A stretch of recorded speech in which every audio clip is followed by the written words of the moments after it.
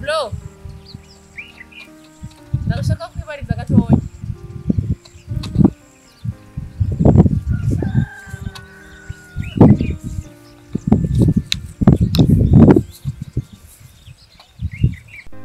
Urabona ahantu hazungurutse narushana buzi yomva niyonja.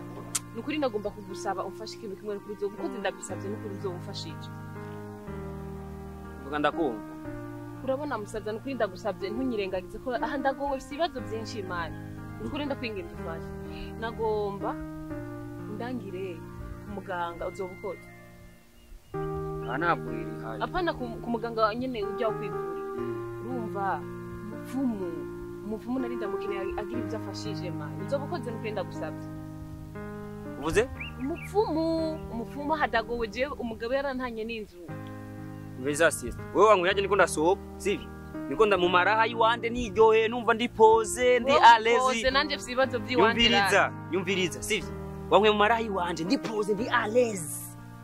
Ndi pose, ndi alezi. Ata muntu umwe ariko aramvuruga, Ushurama magandaza kukumviriza.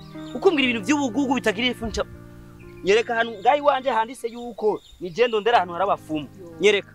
Fasha uzobukoze sindiko ndavuga ngo ni wowe ubizi gusa kobera urusanzwe bamuriye muri aya mastonga anarizi ko buhazi bw'iruhanda ngo wobukoze ndagowesha. Mbiza sister. Hari ikintu kimwe mutaratahura neza. Ari wazungurusi urazungurukira ishyamba urazunguruka ishyamba ryose uraduga uramanuka uraduga uramanuka uraduga urakibirambi urazunguruka uragenda ukurondera umufumu gusa. Mfise ibibazo by'iwanje mani. We warize? Warize kwishuri? Mu mbere. Ngira ahantu bigeze kwiga bakubwira yuko ujye umuntu afise ikibazo cyangwa ingorane ajya ku mufumu. Aha umviriza. No mu gitabo biriyo. Byarere mu bitabo rero. Uya kandi ubu nkeneye bibe live sinkeneye kuja mu bitabo bijya badusomera. None wavuze ngo uyo muntu wawe ngo nibiki? Umugabo yarantanye n'izusha. Antana n'abana batanu.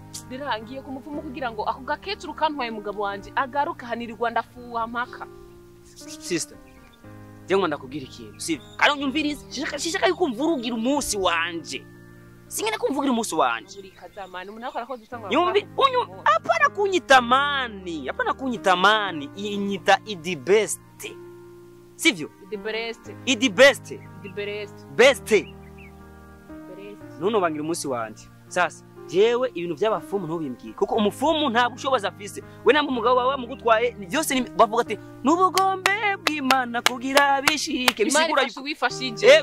Bisigura yuko ujya muntu yatoye umugabo wawe Imana yamufashije kugira umugabo wawe amutware. Ikibazo kiriye. Rero umufumu afasha kugira umugabo wanje agaruke. Urumva hagati y'umufumu n'Imana ushagurande. Hagati y'umufumu n'Imana ashagura boss. We umviriza. Nuvange Bibiliya ukavanga n'ibinadi byose.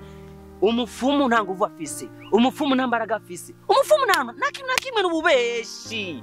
Wowe subira inyuma uje ku karago usenga Imana apana yiguwe wa mugabo nyene. Karago je bafise muhira njya makwamatera. Kuri eglise. Fasha basizo bufasha. Mfasha no kurinda kwinginza umundangire je ndavyimenyera gusa. Zo kuri eglise no burago. Nta maraso kuzongura uburago jewe. Sawa. Umugabo wawe yagiye. Kundi mugore? Hari aratuje. Ari pose. Mana ugira byose naragusenze ndafukama ndagufukamira mana uranshoboza navuze ati mana nanje ngarukira mana nanje nyikundire mana mba hafi yanje none mana wakoze ibitangaza watumye uyu mugore yahukana no mugabo wiwe baragutora umugabo wiwe kubira kona nakoze rero kuravuga ko umugabo umviriza n'amasengesho nasenze Imana yimo mugore na jewe najewe umuntu je ndangira umufumu ahantu hari nigire kwimenya none sindi ngaha nzogufasha byose nzokubera umugabo ndere abana biwawe tubane kwiyongera abandi bana shaka wewe umugabo wanje nkene ndiko ndagusaba waje kunturika ibibazo umbaza kwa muganga umbaza umufumu umbaza ibikije nta mufumu nzi na hanu nzi nje ndumugabo Imana yakumaye dusenga Imana dushimira Imana yakumaye